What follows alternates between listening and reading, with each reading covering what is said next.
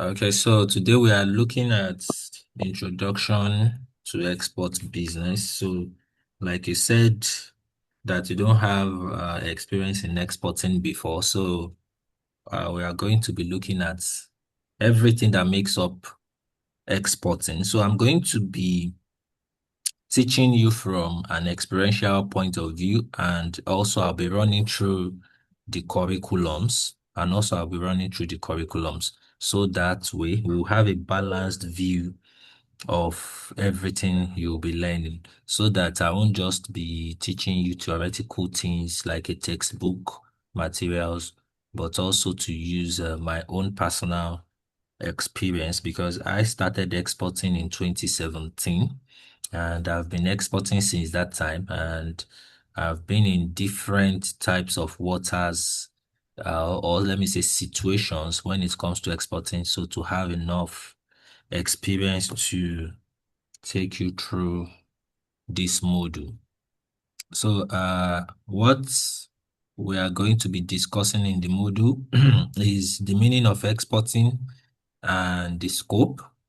We'll also be talking about why it matters to individual and the economy, the various types of export that we have, how the global trade ecosystem works, who the major players are in export transactions.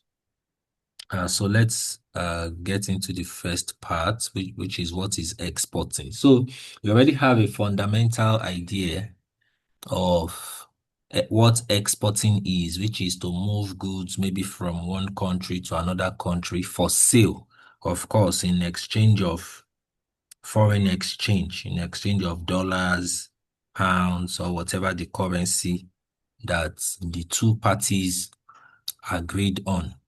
So exporting is just like one arm of international trade.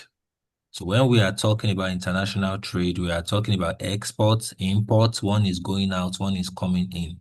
But for our program here, we usually just focus on exports alone. That's why our school is all about exports management. So exporting is the process of sending goods or services from one country to another for trade or sale, basically from Nigeria to Ghana, from Nigeria to Togo, from Nigeria to Ethiopia, from Nigeria to Australia, from Nigeria to China. So we are exporting our goods that way. We are pushing out the goods from Nigeria to other country, while the people we are selling it to over there pays us the worth or for the value of the goods. And because of the international business transaction agreement, to make transactions seamless and all that, there is an agreement just to make most transactions that are global transactions are done in USD, for easy transactions. So even when you want to ship goods, containers to China, for instance, or Japan, for instance, the Japanese person will still quote prices in their contracts for you in USD, which is the United States dollars. So we usually make use of dollars for these are transactions, most especially when what you are shipping are in container. So in this module, or let me say in this program, we'll focus more on containerized exports, even though before we end the module, we should do one or two talks about mini exporting, foodstuff exporting and all that. But primarily, we'll be focusing more, talking more about exporting, containerized exporting. So now, scope of exports, uh, we have physical goods. These physical goods is the commodities that we have, the agricultural commodities, the metals, the what's it called now? The metals, we have the precious metals, we have the metal ore, we have the metal ore, Metal ore is like iron ore, manganese ore, copper ore. Meanwhile, when we are talking about precious metals, those are like the gold, the ornaments, the stones. Because in Nigeria we have some dimension stones that are precious. Some of these dimension stones, they are not really like in south. They are some of them are found in the north. So some of them are exported from the north. And most of our metals also in Nigeria, most, not all, are exported from the north also. So these metals, like I said, splitted into solid and liquid that are exported from Nigeria. So our agricultural commodities are like the ones that you have cocoa beans, soybeans, cashew nuts, for instance. Like I think this is August, so we just concluded a cashew season. We just concluded the cashew season. The sesame seed market is still ongoing. The dried split ginger, though, our supply has fallen short in that area, but so those kind of commodities fall under the agricultural commodities. And then we have livestock and meat.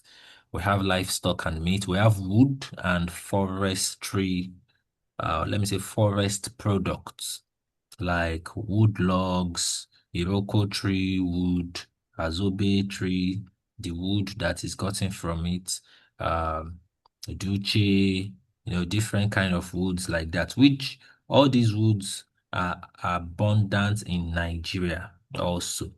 Though some, or let me say, we have a lot of it in Cameroon, and that's parts of Africa, but we have a lot of these woods in Nigeria too. And then charcoal also fall under forest products. Charcoal also falls under forest products. And then we have, physical goods like garments, fashion wares, electronics, arts. So if you are a painter, for instance, if you deal in art, for instance, you can look at it and say that, "Oh, I would like to be exporting my painting to other parts of Africa, to other parts of the world, or even if you are a writer, for instance, and you publish books, and you want to think about how to expand or how to sell globally. So the concept of exporting or the concept of international trade is just how you can trade either goods, services beyond the shores of your country, beyond the shores of your continent, how you want to make it global. So one of the kings of exporting and international trade in Nigeria is Aliko Dangote, for instance. So when you look at Aliko Dangote, I think in China recently, someone did a video that trended that was showing Dangote truck in China.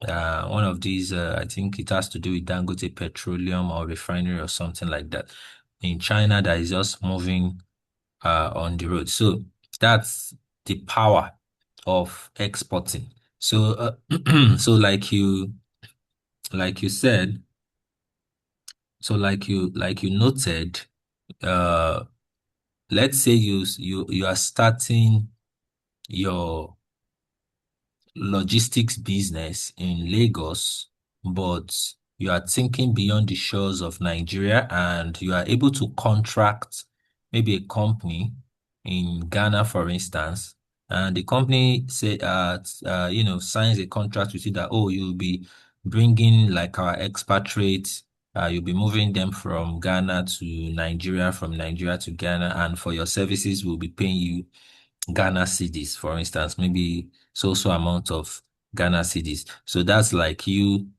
providing a service that is beyond the shores of the country. And what made services, in this case, we call it intangible services. What makes it are really easy to provide right now is the technology that we have. Because right now we have a lot of technology. We have the e-commerce, we have social media platforms, we have platforms where you can sell digital products. So these are also ways for you to earn in foreign exchange. So a lot of people also sell on Amazon, sell on platforms that pay them in dollars. And meanwhile, some of us, we go to market, we procure the products we want to sell, we package it, we ship it abroad. And I can assure you that as you are right now, currently, you have several opportunity for you to actually start exporting than you might actually not be aware of. So sometimes, like when we are taking different classes, different students, so I've seen some students or some people that like 60% of all their friends are not even in Nigeria. Some, their family, parents, grandparents, sibling, everyone scattered abroad. They are just the one in Nigeria, and they don't see it as, a huge opportunity they can leverage to start exporting. So when you check your book, your records, the people you've met, your friends, your colleagues in the past, where are they right now? The ones that are not in Nigeria are the ones you can leverage and start exporting. So that's one of the things that we are still going to work on, that will be given to you as an assignment that you have to work on, because so that by the time we get to the middle of the program, you have prospects that you can export to, that you can ship to. So that's one of the things that we'll still be considering in this program rather. So the last, we have the B2B and B2C models. The B2B is business to business, or business to consumer. So when we are looking at the business to business, so for instance, you are a let's say you are a fashion designer. Let's say you are a fashion designer, or let me say, maybe you have a fashion company in Lagos or in Abuja, or uh, maybe like in Port Harcourt or something like that, and you have this fashion company, and let's say what you do. So you are focused on traditional ways, just traditional ways that talks about the culture, the roots of the region, or something like that in Nigeria. And you are looking at, oh, how can I export? How can I push my brand out there? And you start to talk to other companies abroad, other companies in the UK, in the US, in China, in the UAE, where you know that, oh, they actually love something that has to do with tradition, cultural, and things like that. So with those, you can have a business that you export to them. They will also, uh, you know, maybe sell it to their own people who are going to actually wear that fashion material, or who are going to wear the clothing. So when you look at it, that's like a business to business model, because you are talking to the companies over there, who need this kind of products for their own stores and things like that. So, but when we are talking about the business to consumer models, you are looking at a situation whereby you are shipping directly to someone who is actually going to wear the clothes. So as a fashion house, you have this set of dresses, then someone is telling you from UK that, oh, ship me one. And because this is not like the business to business model now, the pricing is going to change. The pricing is going to be different. The way you price for a fashion house over there will be different from the way you price for an individual over there. So it will also affect. So when we are talking about models, we are talking about the products, we are talking about the quantity, we are talking about the pricing, even logistics. Even logistics. So if you are selling to an individual, for instance, you can just quickly pack. the person's clothes, packages, put in your labels if you are using a carton and all that, and you ship it maybe by DHL, by FedEx or what have you. But if it's something that's huge, you have to feel like a 20 feet container, a 40 feet container, because it's a B2B business or transaction that you are doing. So, the intricacies of those two logistics are very different. So when you are shipping through container now, you have to go through a lot of process, documentation, before you get the bill of lading and all that to forward to the buyer. But you don't go through all that when you are just using an air freight or a dispatch to send the product to the buyer. So these are just like some of the things that we need to note when we are talking about the scope of exporting. But God so do it in Nigeria, or let me say in Africa as a continent in general. We are very blessed. We have several commodities.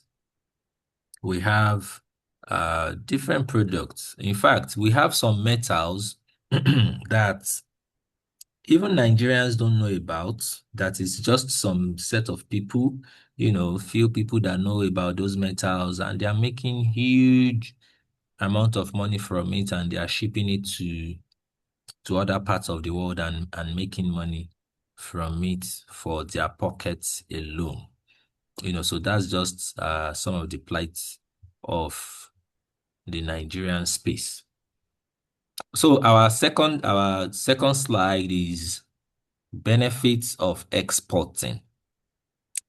So what are the benefits? So we already have an idea of why a country should export, apart from we just earning foreign exchange from exporting. Like, for instance, the biggest earners of foreign exchange, well, when you look at Nigeria, when you talk about Dangote, when you talk about BUA, when you talk about some of these like Nigeria breweries like Coca-Cola, these are companies that usually make headlines when they are talking about the foreign exchange market. Why? Because they ship a lot of their products out of the country to earn foreign exchange in dollars.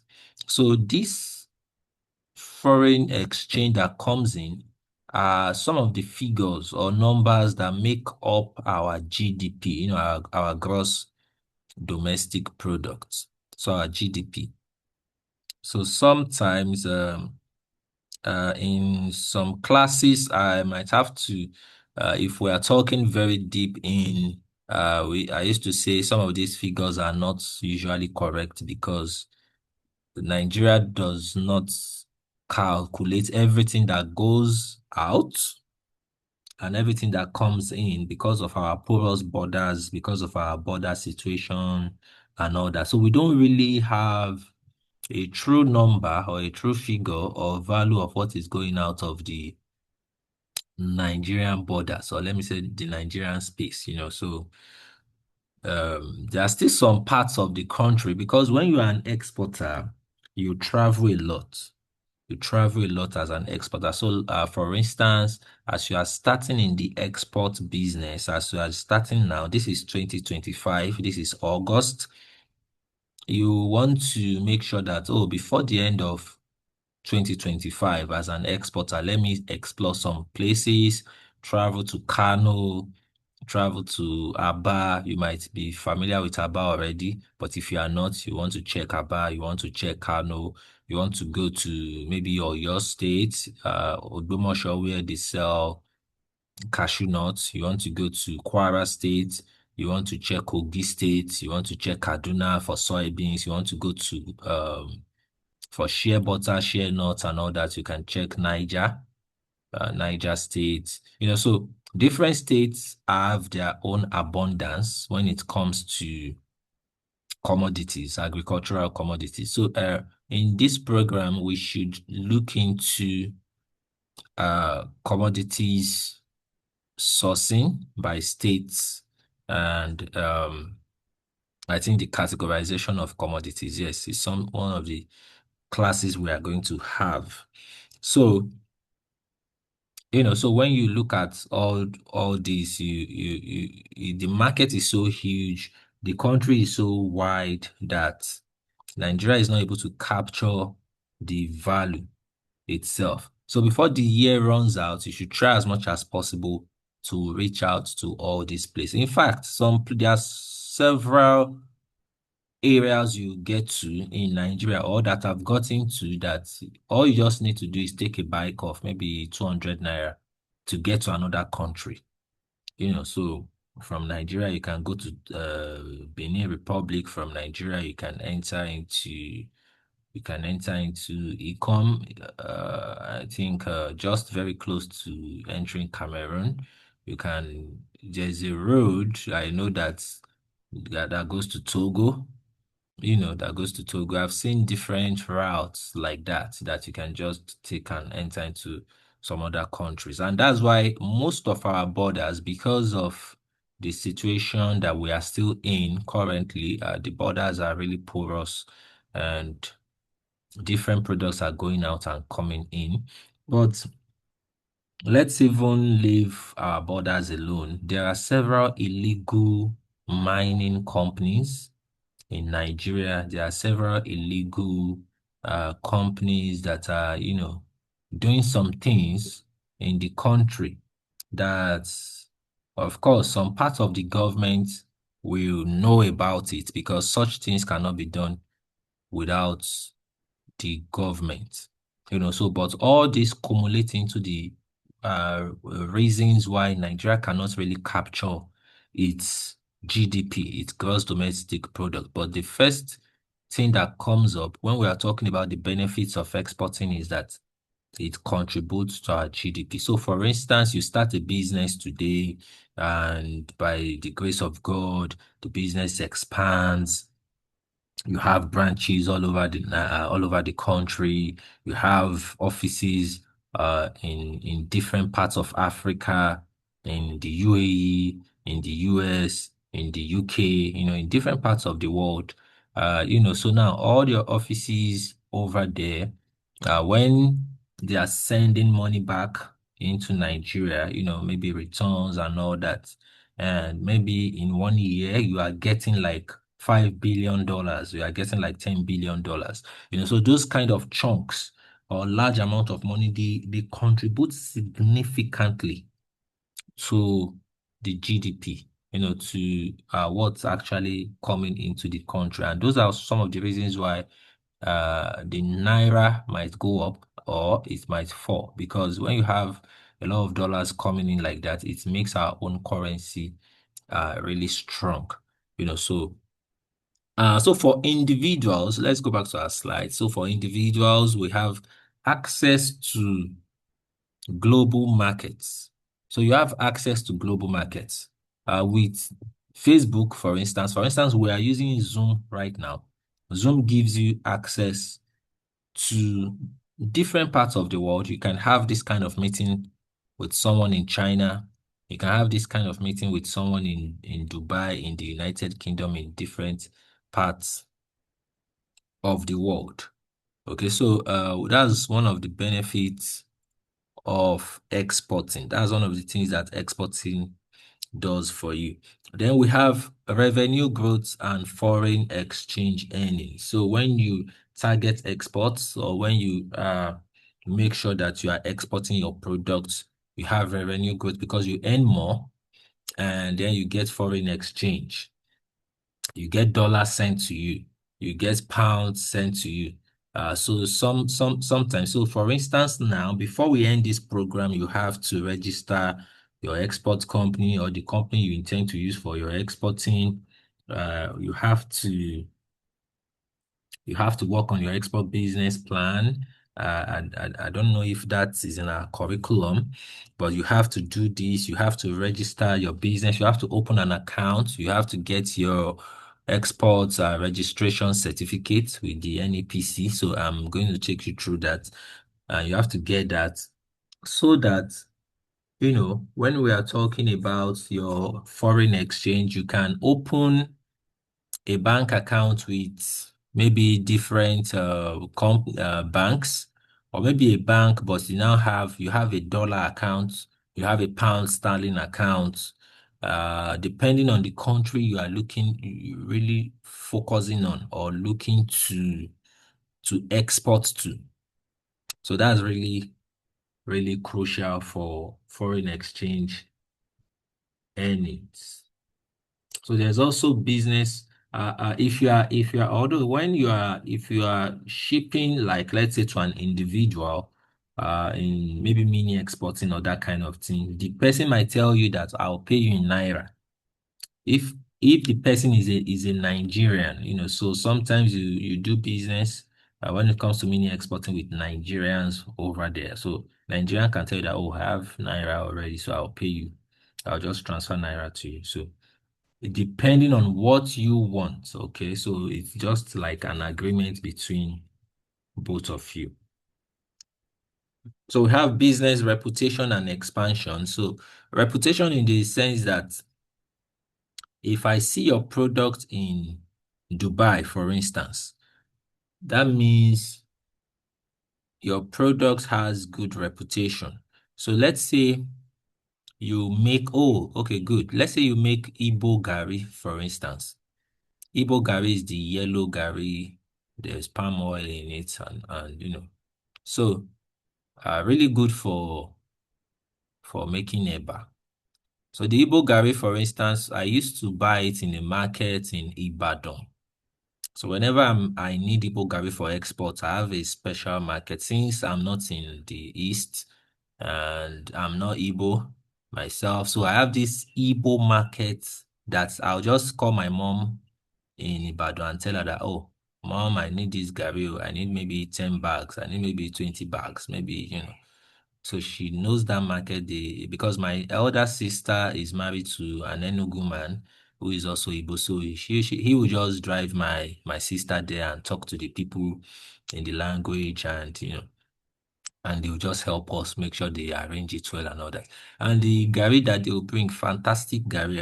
By the time I ship it to Europe, uh, to Georgia sometimes and all that, and some countries in Europe, I don't really have any complaint. In fact, I don't get complaints at all when it comes to that Igbo Gary. So now, let's say you are now packing your Igbo Gary, the yellow Gary, of course, in 5 kilogram. Is 5 kilogram not too big? Let's say 2 kilogram. Yes. So let's say you seal it in nylon, 2 kilogram, put on it a very fine, beautiful label. Even if it doesn't have a NAFDAC and SON and all that, but it's nice, it's good. Then you put your expiry date, you put a manufacturing date, yeah, and a date of expiry on it. Very, very important, else it won't be accepted. So you do this, and then I just come across it in on some of the shelves in a supermarket in Dubai, Ugochi Yellow Gari. Ah, wow, this is nice. So, the person might just even take a picture, send it to you, and say, "Oh, I just came across your product in this mat in Dubai." So that gives it a reputation that that product is a good product. So just like a friend of mine was complaining that whenever he wants to go and get goods, whenever he wants to go and clear some products at the port, when you enter into the room where they would have given you a tag, so after you've made payment and all that, they will give you a tag. You enter into the room where you look at the tag number, then you carry your own package after you've cleared it. So it was like once you get into that room, you see the products that came from Nigeria. You don't even have to check. You know the products that came from Nigeria because they are not always packed well. And I laughed that they are not always packed well. This my friend, he lives somewhere close to all these Southeast Asian countries, between Russia and Southeast Asia and all that. So all I do, they are not always packed well. That, you just see it's rough, the carton is torn, the nylon is not. That just know that's from Nigeria. That obviously that's his product. That but the other products you see there all nicely packaged and all that. So what am I trying to say in essence is that when your products passes those kind of international tests and it's being sold to consumers over there in your brand, in your name, it gives you lots of reputation. And I know lots of Nigerians are doing this, even though some people claim they are producing in Nigeria, but they're actually producing abroad, and they put Nigeria on the product and they sell it over there. So it depends on the capacity, your capacity. So that's also something that works. So for our economy, for the Nigerian economy, we are talking about job creation. Yes, exporting creates more job because that means, for instance, if I want to load a container right now of food stuff, because sometimes I load containers just from the front of my house. So when I'm talking about job creation, I usually like using it as an example. So sometimes I can, depending on the client and depending on the container, I can use my house as warehouse. If I use my house as warehouse, when it's time for me to even load the container, I'll just go outside on the street and I'll call boys. There are some abokis on my street. There are some there are some guys from, I think, maybe like Benue, Kogi, and all that. So they already know. So once there is a container by in front of my house, they already know. They would already be targeting me that, oh, when are we loading? When are we loading? So because when it's time to load, I can't carry much my own self. So they'll be the one to do the movements, carry it, do the loading, counting. We have to load. There will be people that are loading it.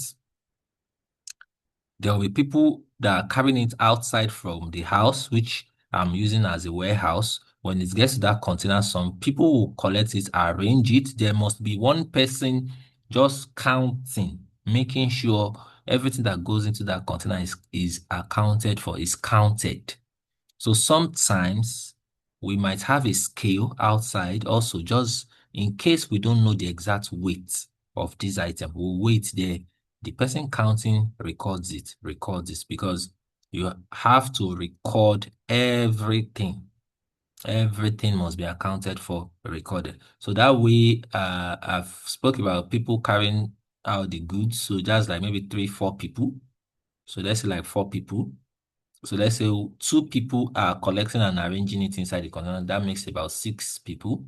One person is on standby, just there, counting everything, recording, weighing, whatever needs to be done outside. That makes about seven person already. Then there will be like someone who is maybe a representative of the freight forwarder or the freight forwarding company. Someone is also there, or maybe even if you have someone from customs, just to check what's loaded because they have to take pictures, they have to take video.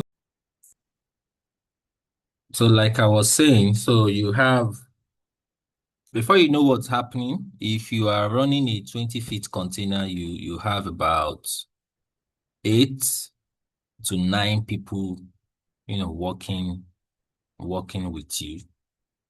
You can also use the same amount, the same number for a 40 feet container. It doesn't have to be more than that.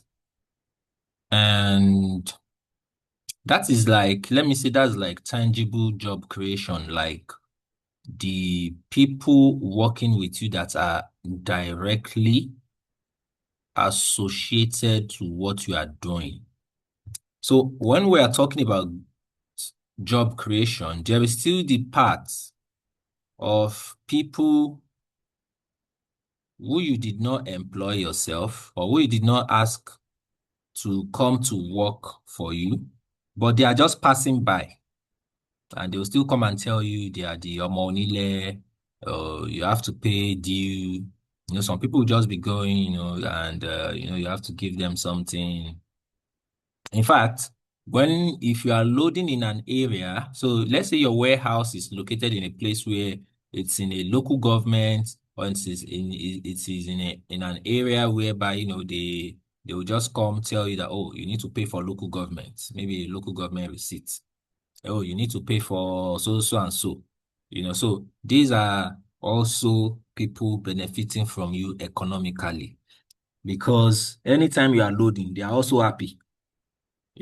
So you have people like that. They'll be hanging around. They'll even come and help you. They'll even come and say, let's help you carry one or two things. Why? Because they also know that you are going to compensate them in one way or another. So economic diversification, for the economy, that's also what it does. So when you are exporting, you are contributing your own quota to diversifying the economy, to paying orders also, which is job creation. Then you have increased foreign exchange reserves. Yes.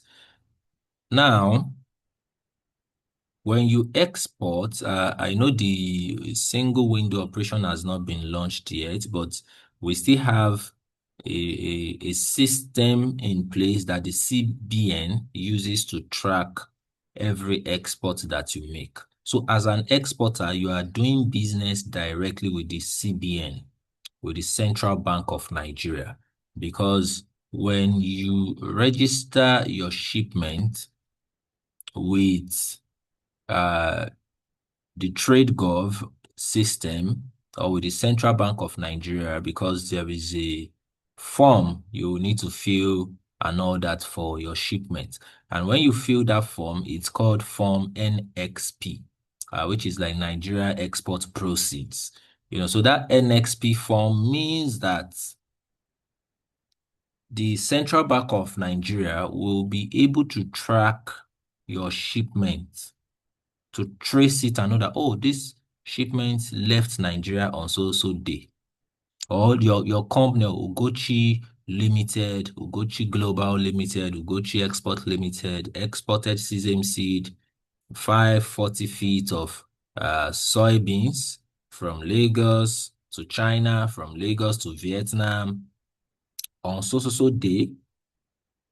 So they will be tracking to know that, oh, has the company Ugochi Global exported to, have they paid the the money? Have they paid you for the commodities that you exported? So that's how CBN knows that their foreign exchange is also doing fine, is increasing. So they know that, oh, you exported this, you exported that, oh, you've received payment. The money has entered into the economy. Now, an example, if you make a shipment and in that your shipment, you already have it on the NXP that you are expecting to be paid, let's say $25,000 for your shipment, for the goods that you exported. And 1 month, 2 months, 3 months, 4 months, 5 months, 6 months, 7 months, the money is not coming in. Your bank will send you an email. Your bank will ask you for the money, that what's happening, that you have outstanding proceeds to declare. You have outstanding proceeds to declare. So which means that the Central Bank of Nigeria is also tracking your transaction. So that's why I said, as an exporter, you are doing business with the CBN. You are doing business with the government. And that's why, there are different policies that comes from CBN directly to the exporter. So as an exporter, you are important to the Nigerian economy. You are important to the government. You are important to the Central Bank of Nigeria. In a country whereby we have good leadership, and all these things, the country will focus more. The country will focus more on how to increase the number of on how to increase the number exporters that they have, how to increase the numbers of exporters that they have. So if they have like, let's say 1,000 exporters active now, so let me say active, that are really exporting. It's just few people you will come across that are really exporting, So let's say they have 1,000. How can they increase that 1,000? So there are also exporters that are inactive. They are not active because maybe they need funding, they need financing. So how can the same government help those exporters to make sure that they get access to finance, they get access to funding, they get access to capital that they need? So these are just some of the things that a good government should look into when we are talking about exporting. So exporting also improves GDP, the gross domestic profit. I think I mentioned that earlier also. So let's look at types of exports. So in types of exports, we have merchandise exports, just like the tangible goods that we spoke about, the commodities and different things. And yes, you can export anything from Nigeria apart from wildlife that has been declared endangered, that has been declared endangered. There are some things that are illegal when it comes to animal parts. You can see like it wasn't not last years in July. Yes, it was in July. I was listening to this particular news and they were doing an analysis of the content of a container that the customs caught. It was filled with some parts of pigeons. It was filled with some parts of is it donkey or camel? It was filled with, different parts of animals like that, that you just know that, oh, these animals, maybe they were just killed, maybe they were just slaughtered and all that. And after they've preserved, dried and all that, they're shipping it to another country. It could be that in that country, such things sells and, it earns a lot. But the government frowns on things like that because it means you've actually just wasted some animals or just killed some animals, which is not good for sustainability. So then some animals or some livestock are declared uh, to be going extinct. So the government also frowns on that. So customs will just stop such people. But apart from those, you can export uh, anything as long as you have the required license, you have the required documentation, and everything is legal with the Nigerian government. So we have merchandise export, we have service exports like digital services like consulting, engineering, and all that. We have re-export, imported goods exported without major transformation. So let me talk about these re-exports. And I'll give you an example. So I export to Malaysia, for instance. So Nigerians in Malaysia find it good, or let me say cost saving, to buy from Nigeria. And they are willing to buy everything that they need in Malaysia from Nigeria. And I'll explain the reason. Companies in the US that produce some products that, let's say those products in the United States, they are selling for like $10. They are selling for like $15. When that company wants to ship the same products to Nigeria, they will ship it under maybe like their not-for-profit arm. They will ship it under maybe like their foundation arm, so they can also get grants over there, and what have you. And by the time it lands here, it's sold at a far cheap, lesser price, far lesser price. So that same product you see that is 10, $15 over there, it's selling here for like less than $1. So sometimes some people will say maybe the products they are of two different types, this one is different, the US one is different from the Nigeria one, and things like that. So if you look at, there was a time when peak milk, Friesland Campina used to produce. I think they still do it. I wouldn't really know because I don't drink peak milk like like before anymore. But back then we used to have Hollandia. We used to have Nigeria. We used to have maybe Holland or something like that. Yeah, we used to have Holland, the made in Holland. We used to have the made in Nigeria. The made in Holland is more expensive. The made in Nigeria is less expensive, but they are the same brand, just trying to indicate that it's two different factories. So, but the truth is that you might actually come from the same factory right here in Nigeria, but just branded differently. So these products in the US, it's produced, moved down here, but way cheaper. So a friend of mine that came visiting recently from a country in Europe, okay, we're discussing about his glasses.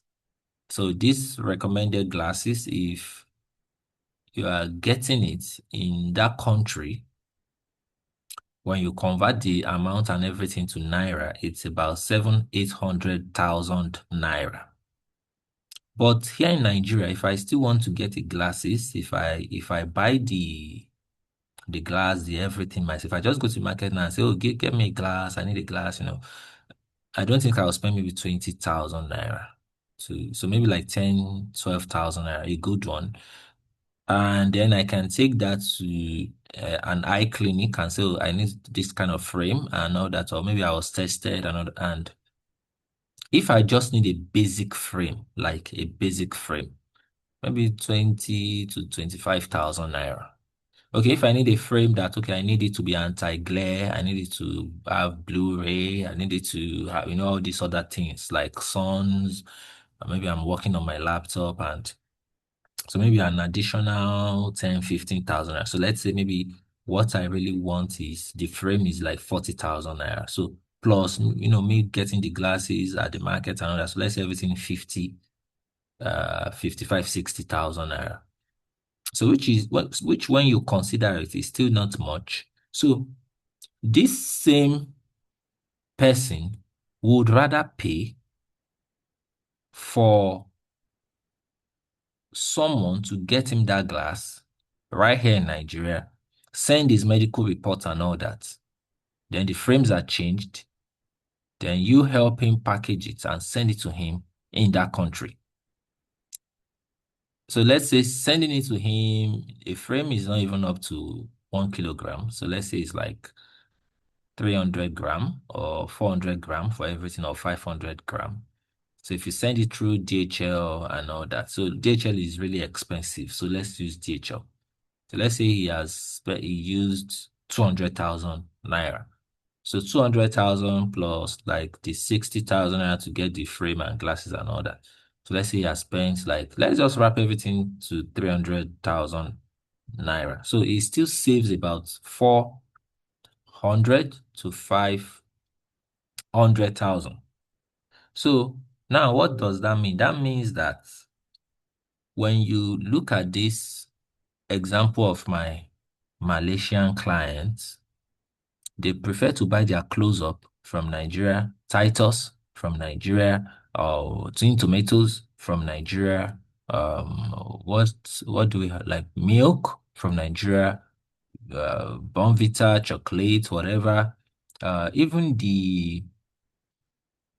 chocolate candies, chocolate bars, chocolate candies that are imported from the US, they prefer to buy it from here because when you are buying it from here, it's far cheaper. And when you calculate the cost of buying it here in Nigeria and shipping it to Malaysia, where they live, when you calculate the cost and everything and convert it to their currency, it's still far lesser than the amount it's sold over there.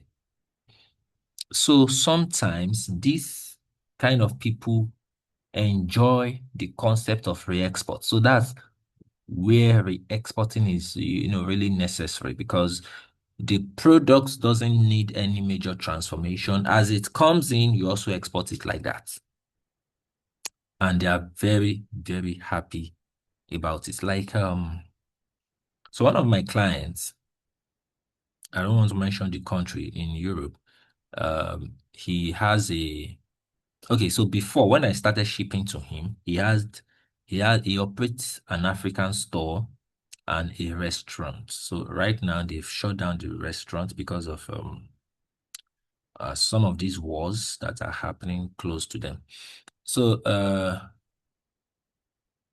the African store, we used to load a lot of drinks from here for that store.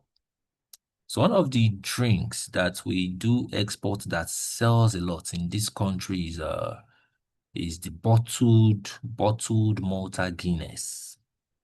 Yes, bottled Malta Guinness, not all these other types of malts. But that bottled Malta Guinness, it sells a lot. And this my client is like the major dealer in bottled, not canned. There is canned there, in the bottled.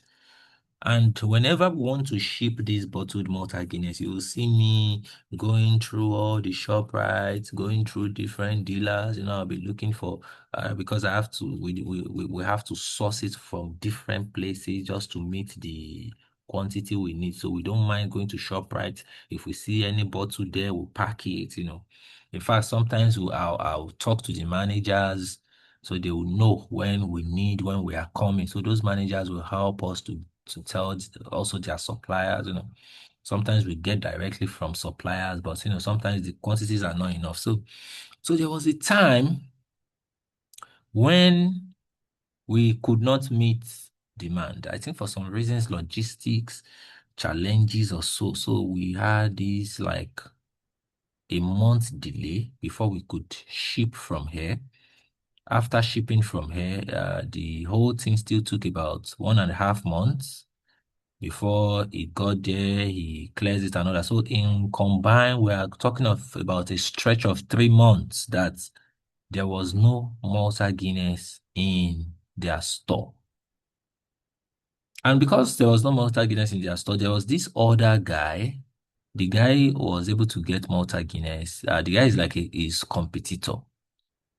And that one was selling the Malta Guinness at this ridiculously high price that when you convert it to Naira, it's like about 19,000 Naira for one bottled Malta Guinness. So me and my clients, we used to talk a lot about this and we just say this guy is making an insane amount of money and all that. So by the time his own product came in, he just crashed the price back to, when you convert it to Naira, it's like 11,000 Naira. And of course, all the customers, clients, everybody went back to him because now he has it available. So, but where I'm going is that a client like that will pay anything just to get their Malta Guinness flowing in their store. And that Malta Guinness, the only thing you are going to do to it is just to take it out of the crate and pack it and put it inside the carton and seal up the carton. You are not doing any transformation. It's been done. Even though it was imported like that, it's the person who is buying it needs it that way. There are also some other products under re-export like the yam flour. Is it yam flour? The poundos, yes. The poundos, the Ola Ola poundo yam. Ola Ola poundo yam. What's this other one? I've forgotten. Uh, Ola Ola has poundo yam. They also have yam flour. I think they also have plantain flour. Yes. They also have plantain flour. And the other one also that is not Ola Ola, but just similar to that too. They have yam, poundo, and plantain. And there is also about those products, when you look at their badge and their labels and all that, they are made in the United States of America. There's also another palm wine product that I export, I have their supply ways to come to offload them here. And this palm wine product, palmy or something, it's also made, it's made under the Coca-Cola label. Yes, the company is affiliated with Coca-Cola. So those kind of products, you don't do anything to them. You just, as they come in, you also export them. So those are re-export without major transformation. You are not processing. You are not producing. You are just packing and exporting them. And the people over there will pay anything just to get them, just to have them. So example, we have exporting processed cashew nuts to Europe. So processed cashew nuts, when you get your raw cashew nuts from Odumosho, for instance, or from Kogi State, for instance, you process, you export them. But the problem with processing cashew nuts in Nigeria is that we don't have the machinery. We don't have the required machinery, the standard machinery. Just maybe one factory I know in Lagos that processes cashew nuts, and that's all. And that's all that I know. And that's all. So we have different batches of processed cashew nuts. It's a whole industry on its own, processing cashew nuts. So it's a whole industry, but Nigeria is really yet to tap into it. And processed cashew nuts are really very expensive. So if you are buying raw cashew nuts, for instance, you are buying 1 ton of raw cashew nuts for maybe 1 million naira. 1 ton of processed cashew nut, let's say like W220, because they are all coded. Like W220 can cost you as high as about $5,000, 10,000 per ton. Per ton. So that's that. So another is providing IT services to a US-based company, which is under the serviced exports. So our next slide, we are looking at the global trade ecosystem. So the global trade ecosystem. So this is a complex network of transactions, regulations, logistics, and partnerships that connects buyers and sellers across across borders. So when we are looking at this ecosystem, we are talking about the international buyers and sellers. Like, for instance, you are the exporter, you are going to be transacting business with the importer out there, in other countries or parts of the world.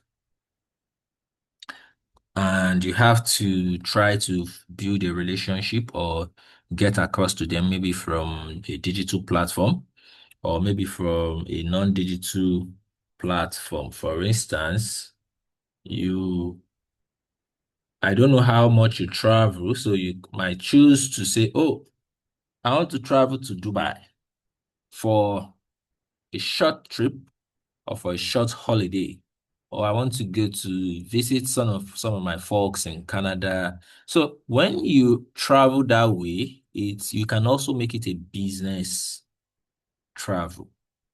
So you can look at the city, the county, the town that you are traveling to, all the businesses that are there. Which one is doing something that you can export to? So let's say you are able to list about 10. And while you are traveling there, you also took time to, get your samples, the samples of your product together. You get it there. So when I say samples of your product could be processed by you. It could be one that is not processed by you. You just procured it in the market. So what do I mean by that? There is a company, you've already cited these companies that they need crayfish. You have a crayfish that is made or produced by Ugochi Limited grounded, blended, packaged, refined, very nice, spiced, flavored, that kind of thing. And you also have a crayfish that you just bought in market and just processed it in. What I mean by processed is, you removed the dirt inside it, make sure there was no dirt, there was no sand, there was not, so it's neat, it's very good, and we also sealed it inside nylon. Of course, you still put your label on it. So you have those kind of products. So one is produced, one is actually not produced. So both products work for what you want to do. So you get those as your samples and you get it over to your prospective clients. You present it to your prospective clients, they look at it. And because you are seeing these prospective clients face to face, they will believe you more than when the only thing they are receiving from you is just emails, is just calls, now because they are seeing you face to face, that makes them to trust you the more. Then the logistics change, and thankfully you work in logistics, so you know the logistics. When we are talking about logistics can is really crucial and important. It can make or mar the whole business experience. So sometimes you need the right logistics, even for your clients to enjoy your service.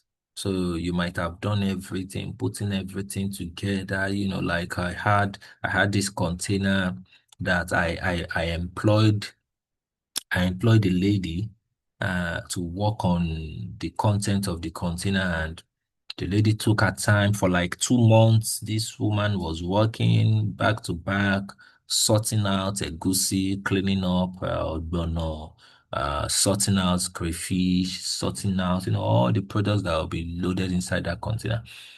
And she did an excellent job, very, very good job. We were all saying, oh, this woman, she knows her work. But logistics fucked up the whole thing. That even the container, it has not even left Nigeria before we've started having issues with the content of the products. So logistics can do a lot. So you might be on time, and logistics will make it look like you were not on time to your buyer. So logistics is also there. So we also have the financial institutions. You need the financial institutions not just because you have to open an account with them, but also because you can need financing from them. So that's why before the start of the class, I was asking if you already have some corporate accounts that has transaction history with banks. This is important because when you need financing, you can also use your commercial banks. So I believe in this program will touch a bit of export financing where we have to discuss all that. So if you have an export contract of $50,000, but what you can afford is, let's say, $20,000 or $25,000, you can have your bank give you the remaining $25,000 that you need. So let's say you don't even have anything.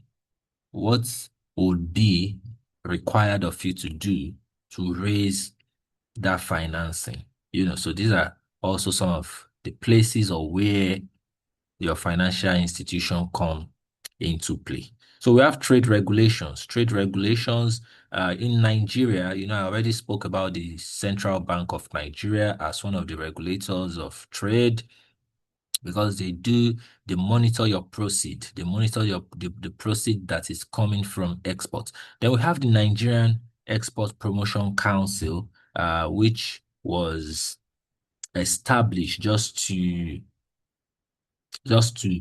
regulate the industry and to monitor what every exporter is doing. And by that, they'll issue a license, an export license to you, and that license can also be revoked by the same body. Okay. You also have Nexim Bank. You have Nigeria Export Import Bank.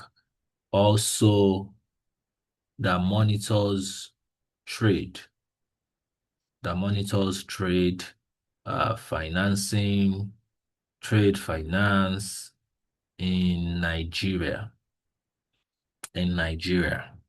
So we have market platforms like Amazon, like Alibaba that people use for, international trade. Alibaba, for instance, you can do a lot of buying and selling on Alibaba. And Alibaba is also a platform you can use to source for buyers, international buyers, that can buy your product, most especially agricultural commodities. And if you have that capacity or the money to subscribe, to subscribe to their package. They have paid subscription. So if you have that capacity to do the paid subscription of Alibaba, wow, you will get an insane amount of buyers that wants to buy your commodity. That, in fact, well, their paid subscription is really expensive. So if if you don't even have the capacity to export, there is no need for someone to actually do that kind of subscription because it's really can be as high as $5,000, $10,000, but you get your money back, obviously. So global trade, all these it forms an ecosystem that is interdependent on each other. One cannot functionally work without the other.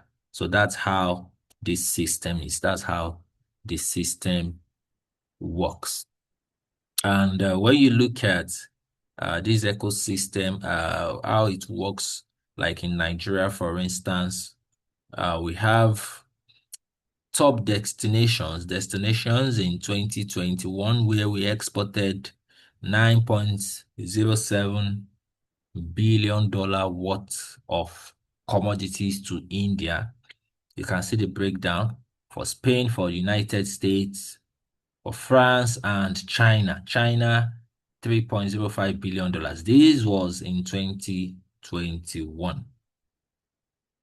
This was in 2021. So Nigeria's top exported commodities in same year were mineral fuels. Mineral fuels, that's where we also have oil, the crude oil and all that. But let's look more into non-oil exports.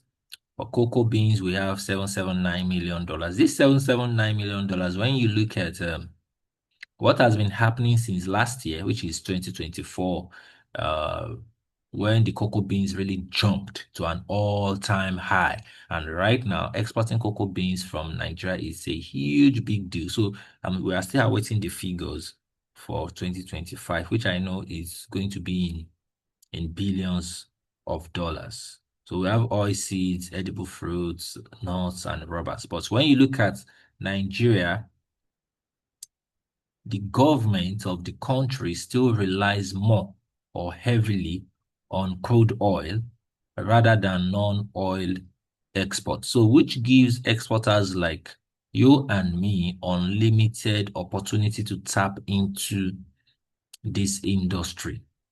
So it gives us an unlimited opportunity to do that. So before we end the program, you understand why if you have to, like, for instance, if you are living in Lagos and you have to go back to your state, you do that. And I'm not saying like go back to go and be living there, but I mean if you have to go back to your state to just to check out commodities that you can export from there, just to check out products that you can export from there, commodities that you can export from there. Oh, is there palm oil? Is there, what's there that I can export from here that is really going to help me or is really going to help my export business? So that's one of the things that you might have to do that. It's going to be good that you look into. So let's talk about key actors in exports. Key actors in exports. So what are the key actors in exports? So we have one, exporters. So these are the people that really contribute to exporting, to your export business, are the key actors. They are the key actors, and we have exporters, that's number one. The exporters are the local producers or businesses selling abroad. So they are the local producers that are producing in Nigeria and, you know, shipping their products to other countries. We have importers. Importers are the ones that are buying from you that are in other countries. So they are importers. So if I'm talking about exporter and importer to you now, you already know that the importer is the one who is buying from you while you are the exporter. Then we have freight forwarders. The freight forwarders, they handle your shipments, your customs, logistics, documentations, etc. So sometimes when people come for training like this or attend programs like this, they see other areas of the value chain that they can actually make immense contribution, that then they discover that it's not actually a must for them to export or for them to see that, oh, they will earn like a lot of money from exporting and all that. So sometimes you can look into the value chain and say, oh, let me hold down everything that has to do with freight forwarding. Or let me just hold down all that has to do with documentation.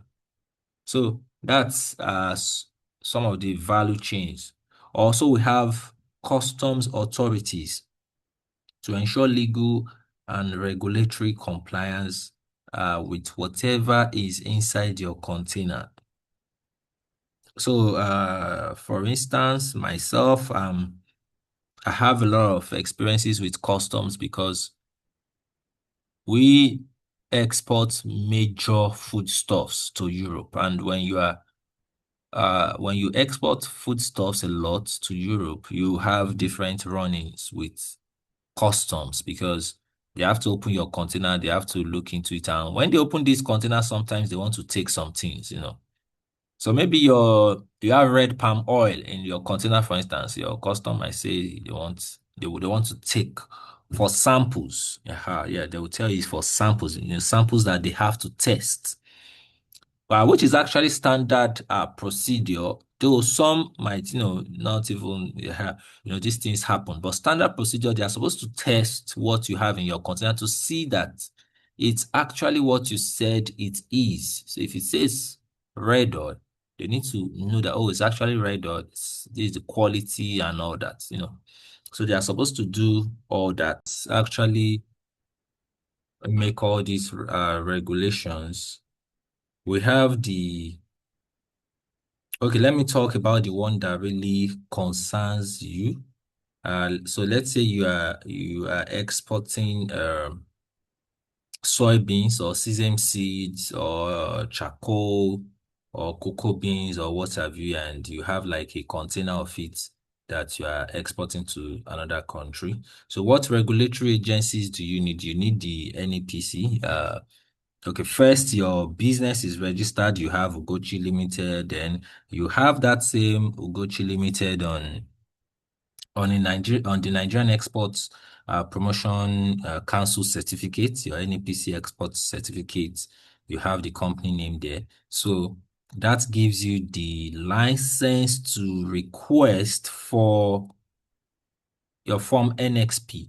Okay, so from your bank. So that's two. Then three, this commodity that is inside your container that you are exporting, you need like some documentations for it, like certificate of origin, where is the commodity coming from. You have other documents that, talks about the test quality. So you can take like a sample of that product and do like a qualitative test from one of these institute or organizations to ascertain that what you are shipping or you want to export is actually qualitative and really good. Okay, so those are just regulatory organizations around or that surrounds your trade or your exporting.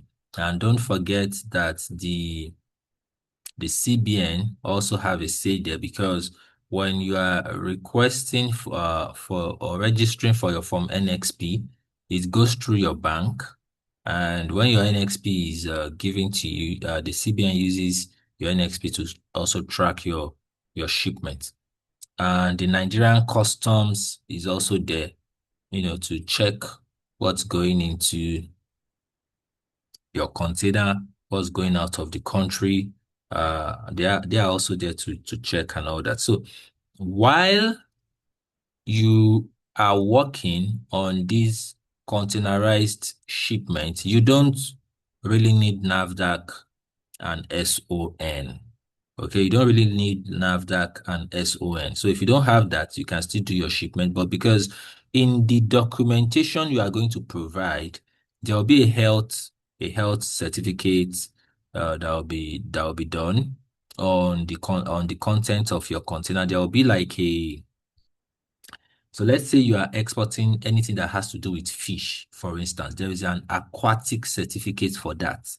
There's an aquatic certificate, for whatever has to do with fish, which is gotten from NAQS, that's quarantine services.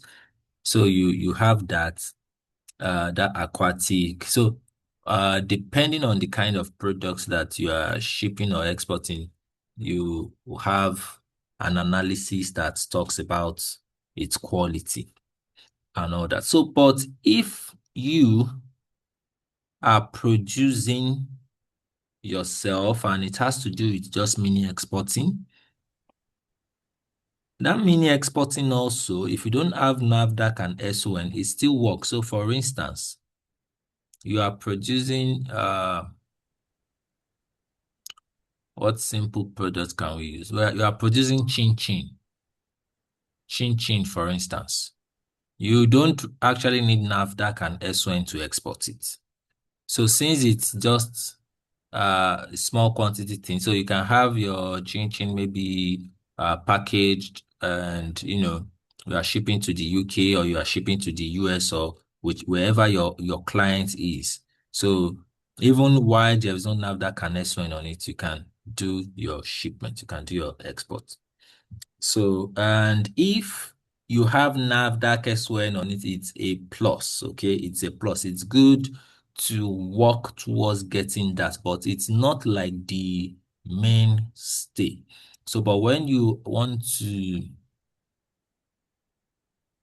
ship to consumer models, when you want to use these B2C models, whereby you are shipping to maybe some supermarkets, some platforms, they need to have NAFDAC and SON. So those could be their own requirements.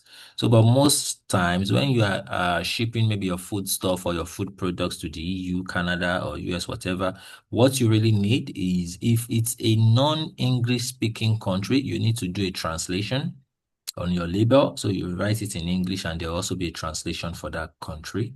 You need to put the ingredients on your label, what the product contains or what the product is made of.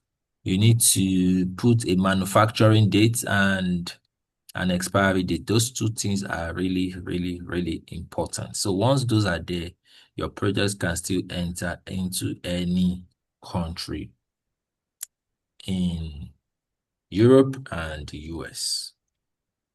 So banks and financial institutions are also key actors here, because the banks and financial institutes help you to finance your export contract. So the bank also make money, good interest, financing your export contracts, because they know that you need a lot of cash to execute that, probably several tens of thousands of dollars or hundreds of thousands of dollars. And sometimes you might need up to 1 million or above $1 million just to maybe you have like you have to ship 10, 20, 100 containers of the commodity. Okay, so that's and when the bank comes through, they also have their own percentage or interest that they take from whatever that they are offering you. All right. So next slide is looking at real life example. So in this case, we are talking about exporting dry split ginger from Nigeria to Germany. Currently, dry split ginger is not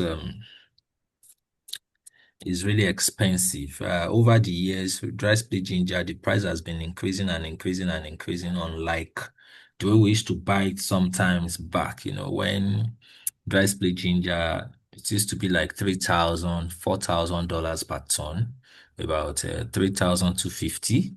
And I think the last deal I did to India for dry split was about 2008 something per ton. But right now, an exporter will make good money or good profits from exporting dry split ginger from Nigeria cannot do anything less than $8,000 per ton. $8,000 per ton, and you need about 20 tons to fill a 20-feet container. So you need about 20, about between that 18 to 20 tons. And if it's a 40-feet container, you might need about 30 to 35 tons to fill a 40-feet container. So you can see $8,000 for a ton multiplied by maybe about 30 to 32, 33 tons. And look at, okay, oh, this is how much the value of the contract would be. And sometimes you can have some importers that want to get up to 5, 10, 20 containers of that commodity. It just depends on your transaction. So the exporter, a local agribusiness in Kaduna. So Kaduna used to be like the mainstay of dry split ginger. So one of the reasons why the price has really gone up is all these, most especially that time when the Boko Haram thing was so much in Kaduna. So even myself, I could not travel. The last time I wanted to travel to Kaduna, my friend over there just told me not to come because it was risky.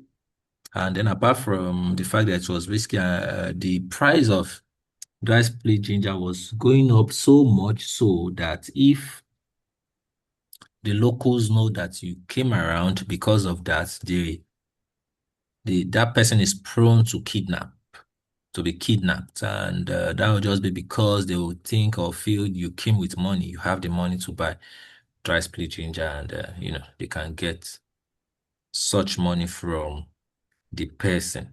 Then we have the importer, which is most of the time maybe like a health products company or a food products company over there. Even if it's bitter cola, also it's could be like health products company, and then freight forwarder. You are using DHL uh, for your forwarding and documents. You have your bill of lading, you have your invoice, you have your certificate of origin. So, but in this case, your freight forwarder might be someone that is on not an organization, not a company. So you might be dealing with an individual who will be working under another company, let me say another company's registration. So sometimes for you to move really fast, so let's say a shipment, you want that shipment to land maybe like in 48 hours. You might have to just quickly call someone that can come around, that can start the ball rolling. So that person might be a freight forwarder, but doesn't have his own freight forwarding company, but will also just be working on another freight forwarding company, and will still get the job done for you. Okay. And in this case, it's always advisable. We are still going to talk about payment methods. So it's always advisable you adopt letter of credit for all your transactions. So because letter of credit really helps you uh with funding and financing from commercial banks. So you can get funds and money from commercial banks for that. So quick recap, when we are talking about export, we are talking about trading of goods, services across borders. And we said the exporting boosts income and economic development. It involves different actors and documentations. And they also spoke about global trade relies on partnerships and compliance and compliance. So compliance in the sense that whatever you are pushing out there has to be well documented. You know, it has to be well documented so that you don't do anything that is not right by the Nigerian government, by the Nigerian government. So at this point, I need to ask you if you have any question that you want to ask. If you have any question you would like to ask.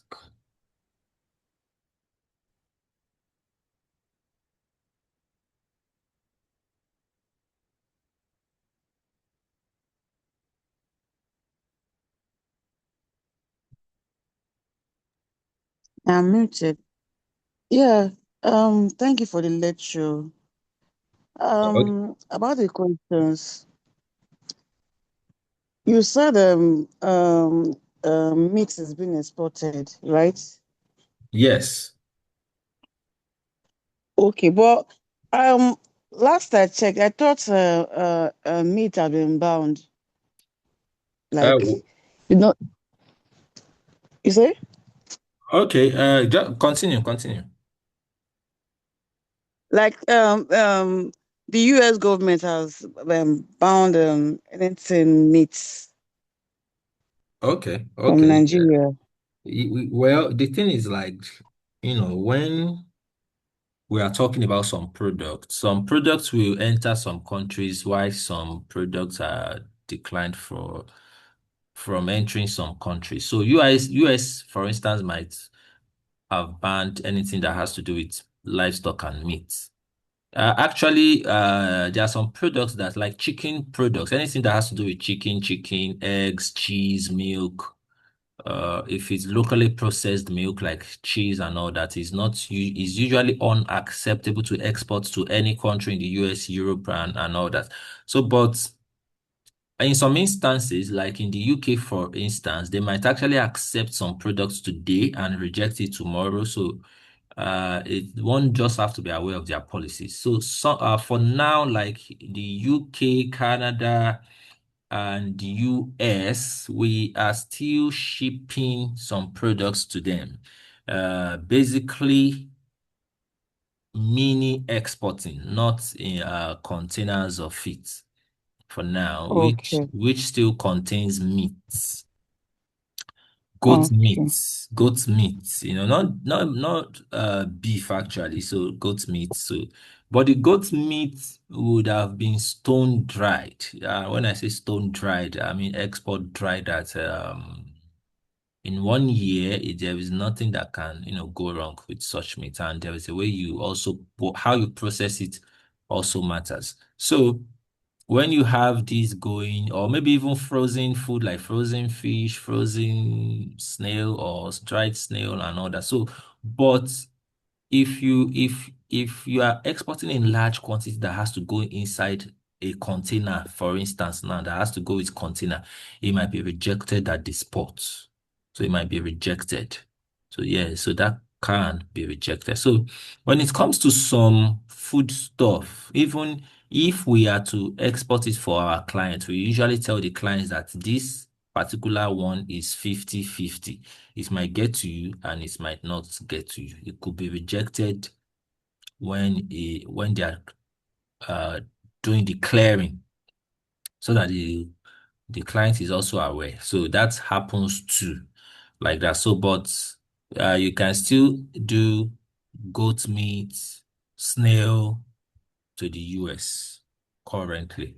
But I know that chicken, beef, so they have like those classes that I know that they won't accept it. Okay. So the next question is about um trip. As an exporter, definitely you travel to source your products. Um, Someone like me, I don't know. I would like to go alone Okay. because I don't know. Yeah, so I don't know if it's group is a group trip or I don't know. Okay, yeah, yeah. One can make announcement for a group trip or something like that. And when I said the traveling.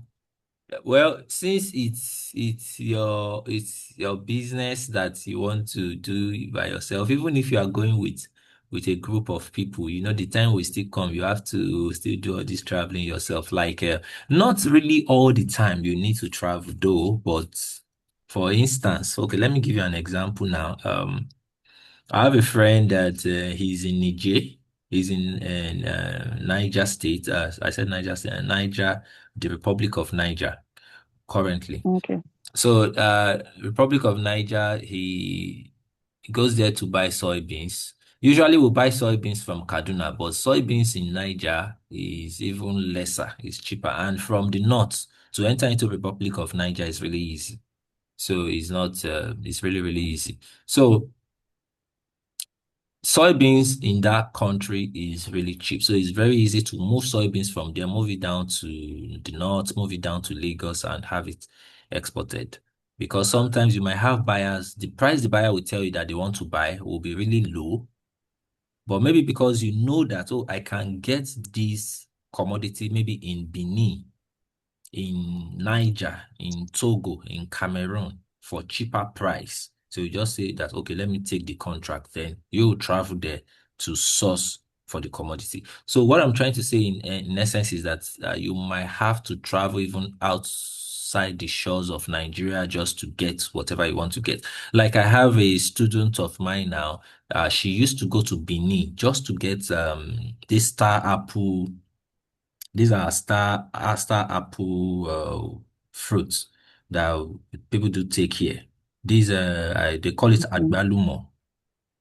Are you Yeah. familiar with it? Yeah, that Yes, so yes, in yes, she Jara. goes yeah, so she goes to Benin Republic just for that product, just to for that product that she ships to the UK. So even if you are going in groups, I'll still advise because you need to have uh this tenacity to really move around. So, but the thing is that if you cannot move around, you can also just get merchants that can do the job for you. But now the issue is now that those merchants, have you met them before? Do you know them before? Can you track them?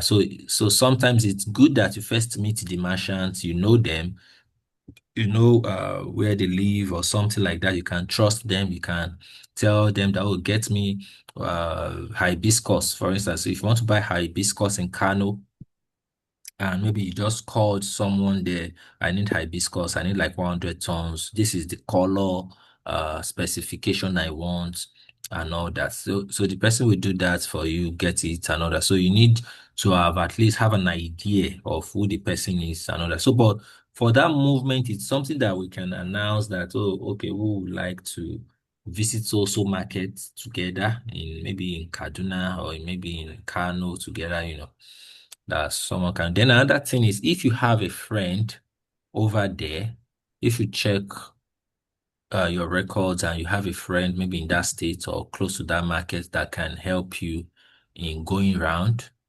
getting prices, getting pictures, because when you go on these kind of trips, what you need is you are trying to get pictures, you are trying to do videos, you are trying to get the current prices, you are trying to get merchant contacts.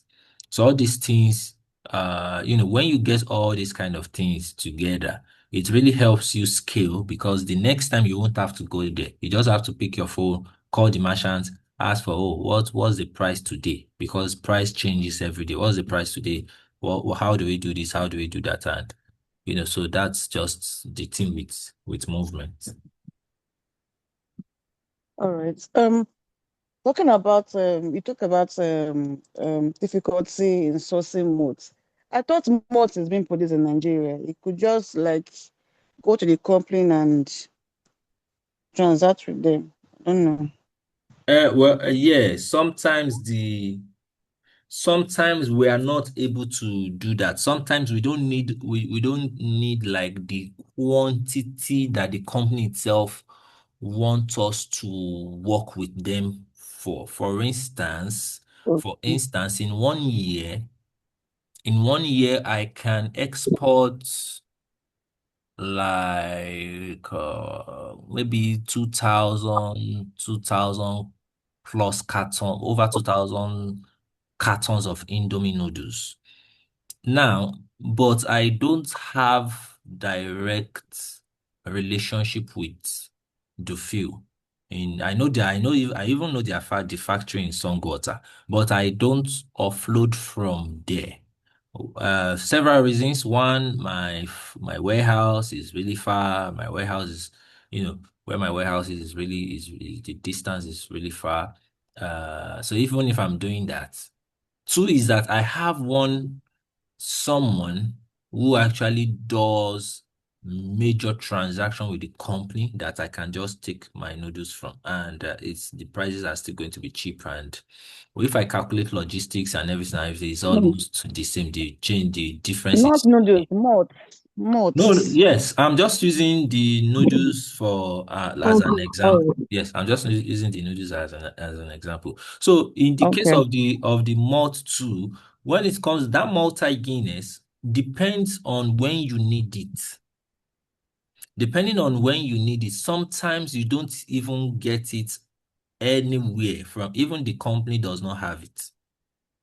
They don't have that they are releasing at the moment.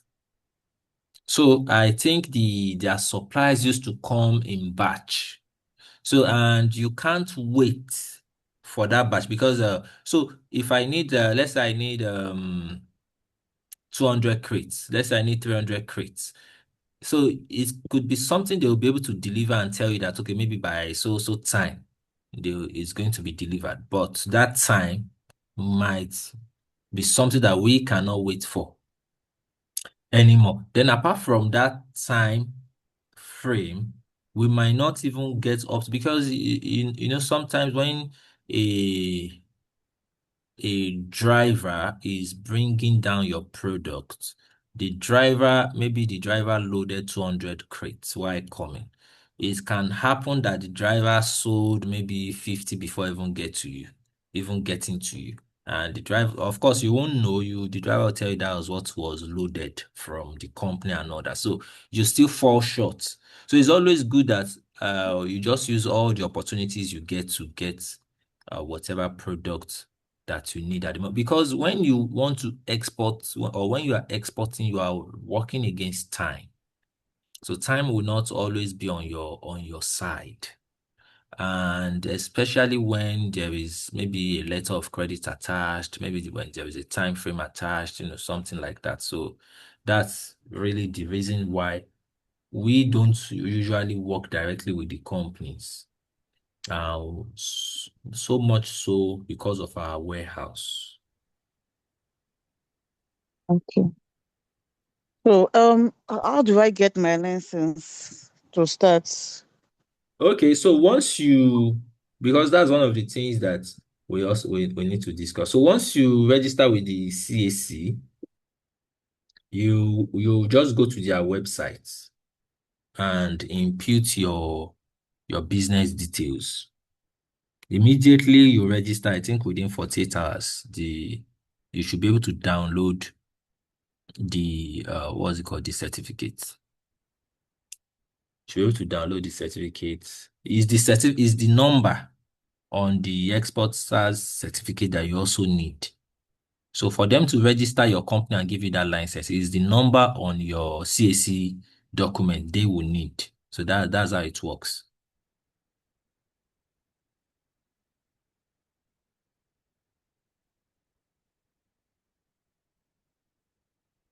Hope you got that. Yeah, he said once I get a CSC, Yes, I'm good, right? yes, you are good to do that. Once you get your CAC document. I can start exporting. Yes, because once you get your CAC document, you just do your registration for the NEPC. So once your NEPC certificate comes out, it's just take about 48 hours. You can start exporting immediately. That same day, you can apply for an NXP if you want. So you can export immediately. Okay, so how do I apply for NFP after my CSC? After, no, you just go to the website. The website is nepc.gov.ng. Nigeria Export Promotion Council, and you see the registration and all that, and you just do your registration. I don't know the amount they are charging now. It shouldn't be up to 30K. It shouldn't even be up to 20. It wasn't like up to 20K before. So let's even say things are expensive now, but it shouldn't be up to 30K.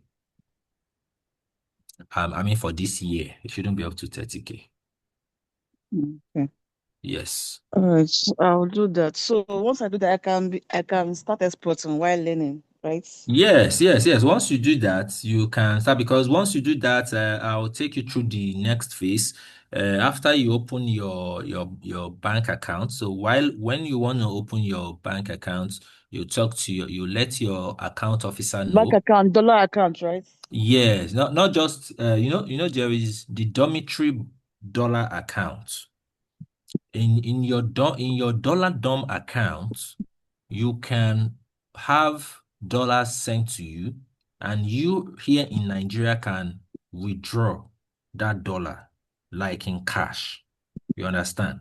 You can withdraw Okay. it. You can do whatever you need with it. But in export dollar account, you cannot withdraw your dollars as cash.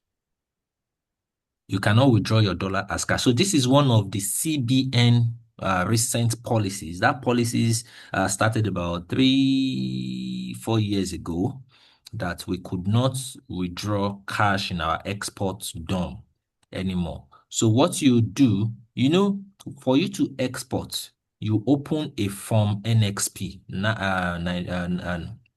Nigeria Export Proceeds account. So now when you open that your form NXP, you do your export, your shipments, someone pays $50,000 into your export DOM. Now, what the CBN wants you to do is that you swap your dollars with an importer. So for an importer to import, an importer needs what we call Form M.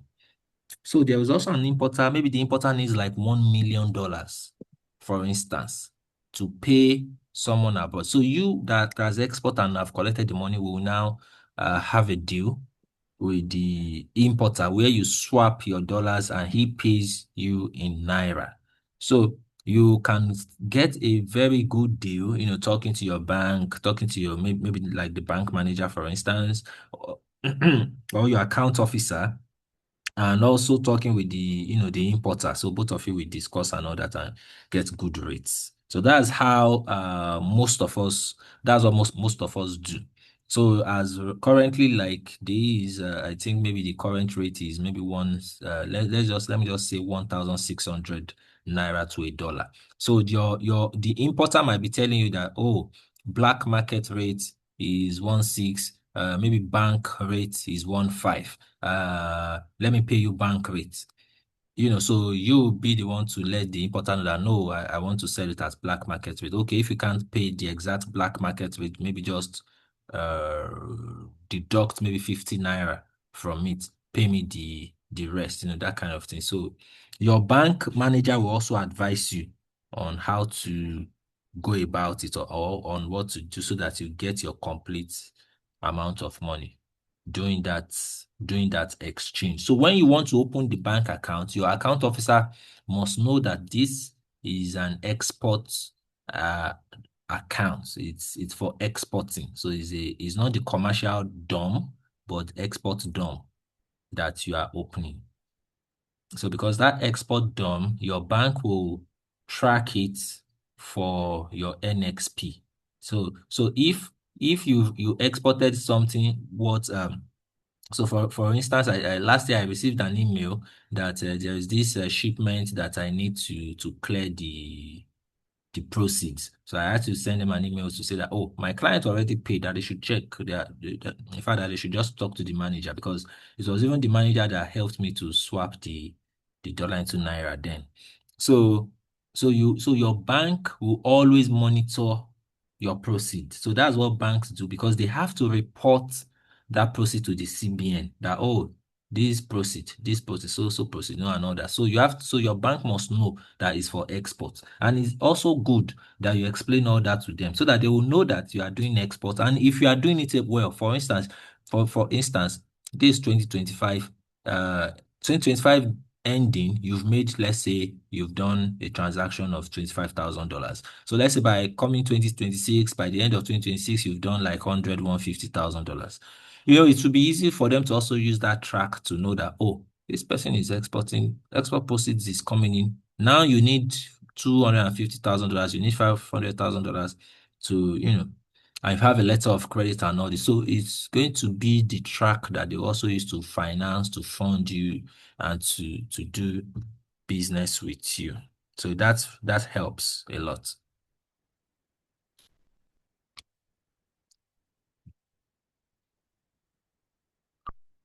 So any other thing?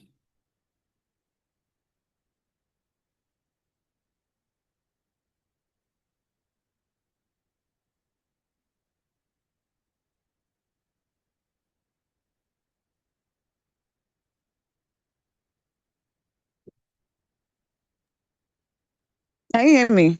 Yes, I can hear you now. Yeah. Yes. Let me register the CAC and the NFP first, Okay. because I was actually thinking about buyers. All this why. Oh, okay. Okay. We are going to have there should be a class on buyer sourcing, where you can utilize everything you learn to get buyers. Because it's not every time you get someone to throw you an export contract. And sometimes you can Okay. have, if you have the money, if you have the money, I also do it. And I have colleagues that do that. So we sell, if you say you need export contract like this, we can sell it to you. I can sell it to you. I can say, oh, I have a contract. This. If you like to execute it, but I won't take commission or anything from you. Just buy it and you go and do it. So that also happens, but it's always very good that you know how to get buyers for yourself. So, and it's really easy. It's not like there is no mystery around it. And so all those things, we are going to go through it together. So once you do those registration, it will really help you. Then by the time we're talking about payment methods, because how to get paid, the payment terms, and Mm. export financing. Yes, so those modules will really help cement all the structure that you need around your around your business. Yes. Okay. So you suggest I finish the program before exporting, or No, no, no, no, I no. can? Go on with the registration now. It's better you go on with the registration now, so that as we are doing everything, you are also doing it at your end. So like we hold a class on Okay. Saturday, the week that is coming, you use that to practicalize what you learned, you use it to work on because it's also going to be, we are also going to benefit from it if you can get to export even before the program ends. You understand? So that's what we would like for that to happen. Okay. Yes, yes. So just go ahead with the registration. So, and if you need any help, just let us know. Okay. Yes. Can I get you through the number, through the WhatsApp number that I'll be chatting with? Yes, yes, yes, you can. If the number is usually around me on Saturdays and Sundays, but Monday to Friday. Is not with me. Okay. Yes. Then I should have your personal number then. Okay, I'll send it to you. I'll send it to you on WhatsApp Oh, now. Okay, so I'm going to send this slide. This slide we used is going to be sent to you now. all right. So you can go through it again. And if you have any issue with your learning or any question, anything you need for your slides, for your the modules, the curriculum, just send an email to success at lscm.org.ng to success. So it's going to be sorted out. Success at what? Is there success at what? Yes, at LSEM. L or LSE. N? No, L for lion. Okay. Yes, lsem.org.ng. That's success. Okay. So yeah, so just send an Okay. email to success. So it's going to be sorted out. So all the materials we are going to be using, then like a material is still going to be